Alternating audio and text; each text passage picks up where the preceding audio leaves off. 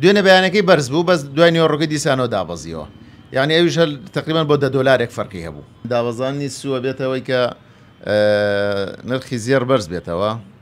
و لە مقابلیشیە ڕێکەوتنی ئەمریکا و سین لەم مینەی ئەخیرە ئەوە بووە هۆی ئەوەی کە بەرزبوون و دابەزینێکی زۆر بکات لە ئاڵتونە تقریبا ئیسا ئەمە بڵێن لە دوێنێشەوە تقریبا هەر بەرزبوون و دابەزین هەیە یعنی ئەوە نییە جێگیر نییە چونکە ئەمە پەیوەسە بە جیۆسیاسی پەیوەسە بە بانقی فیدرالیەوە جا بۆیە ئاڵتون هەر جێگیر نییە بەرز و نزمێکی زۆرەکات ئەوەی کە سیقەی نییە بڵێن بە وەرەقە بڵێن بە کاغەز $، بۆی کە بڵێن ئەم پێیاڵن بە عەرەبی وەڵەم مەلات الئامن ڕووەکەنە کڕینی ئاڵتونەوەی کە ئاڵتونەکە پێیان باشترە کە یعنی